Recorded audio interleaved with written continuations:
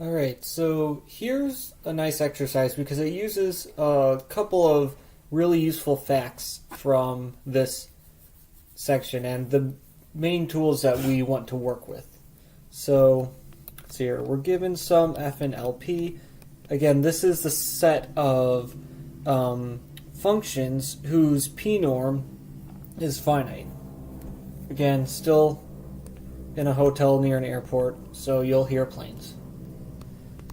Okay, so we know there exists a sequence of simple functions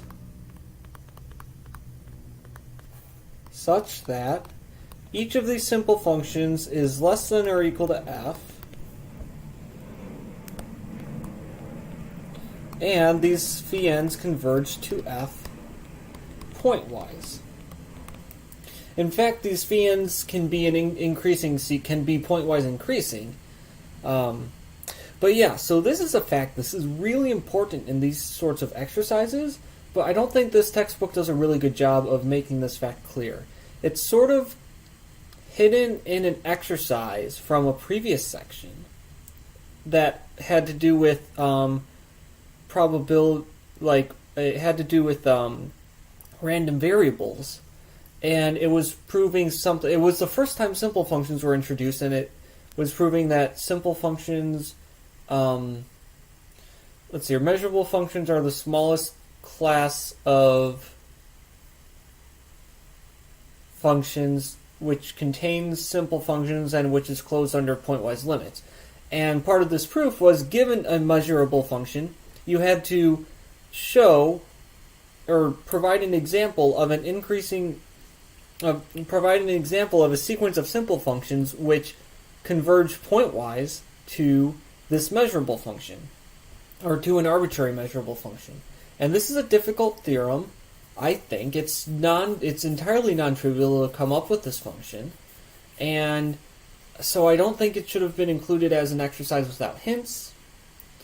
There is one other exercise which sort of hints at it, but yeah, this theorem it's a big deal in fall, and it's one of the few theorems that actually has a figure in it to help you understand the function. That's how difficult the function is to understand if you just look at it. And so yeah, I think that should be included, but you can just read Fallen. I forget which exercise it is. So it's like theorem 2.12 or something. It's the one with the figure. Anyways, this is a fact. Okay. So, what else do we have? Phi n minus f raised to the power of p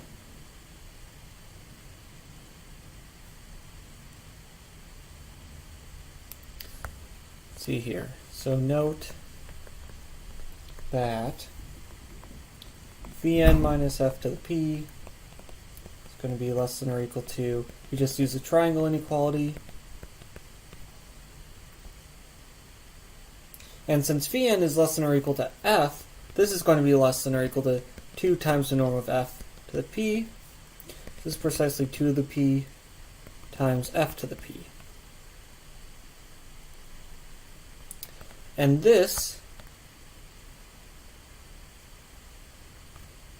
tells us that phi n minus f is in LP.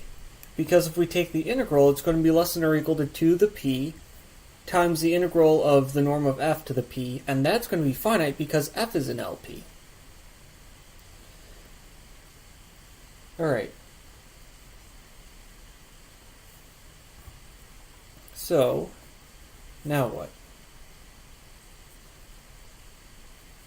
So we have a sequence of functions.